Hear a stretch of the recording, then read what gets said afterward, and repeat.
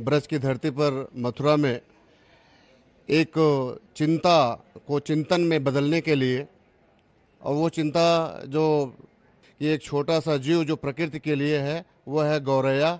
वो विलुप्त होती चीज उसकी जो दशा और दिशा है उसको दुरुस्त करने के लिए पूरे प्रदेश से जो यहाँ पर साथी आए हुए हैं सभी ने इस कैंपेन में अपने हिस्सेदारी सुनिश्चित करी है। और मुझे लग रहा है कि जो भी साथी यहाँ पर आए हैं उन्होंने गौरैया को संरक्षण प्रदान करने के लिए अपने अपने घरों में एक मुहिम चलाई है। और वो मुहिम एक से एक आगे बढ़ती हुई, एक से एक 11 होते हुए, एक से एक 21 बढ़ते हुए वो धीरे धीरे अब पूरे प्रदेश की ओर फैलने लगी है।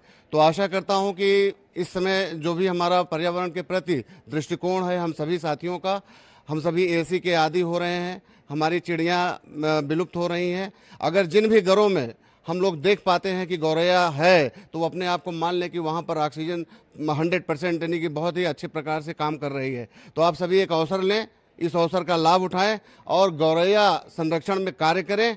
और इसमें एक अकेले ही नहीं, मैं तो ये कह रहा हूं कि पूरे प्रदेश का अगर आप यहाँ पर एक एक शिक्षक साथी आया हुआ है, एक शिक्षक 100 छात्रों के समान या एक सहस्त्रों छात्रों के समान होता है, वो अपने जीवन में करता है। अगर आपने एक पूरे वर्ष में एक गौरैया के संरक्षण के लिए कार्य किया तो निसंदेह इसमें इफ और बट नहीं है कि यदि गौरैया संरक्षित रही तो हम सब सुरक्षित रहेंगे, हम सब व्यवस्थित रहेंगे।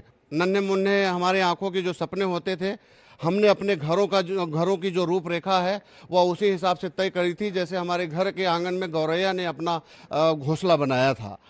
अब जब उस घोंसले को हम सभी ने देखा और समझा तो हमारा बचपना जब आगे बढ़ा तो हम लोग आग देख रहे हैं कि आज इस समय भांति भांति के पर्यावरणीय प्रदूषण आ रहे हैं जिनसे वो प्रताड़ित हो रही हैं और वो चिड़िया लगातार विलुप्त हो रही है।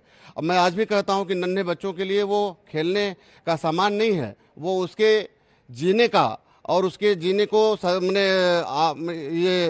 उसके जीने को आकार देने का प्रयास है। तो मैं आप सभी से यही आग्रह करता हूं कि गौरैया संरक्षण में साथ आएं। गौरैया को बचाने के लिए उसके लिए ऑक्सीजन की व्यवस्था करनी पड़ेगी, पेड़ आपको लगाने पड़ेंगे। गौरैया का जो घोंसला है वो किसी पंखे के छत में नहीं, किसी किनारों पर नहीं, बल्कि आप अवसर देंगे तो वो पेड़ों के बीच में लगाएगी अपना घोंसला, तब वो जीवित रहेगी, तब वो बेहतरीन रहेगी।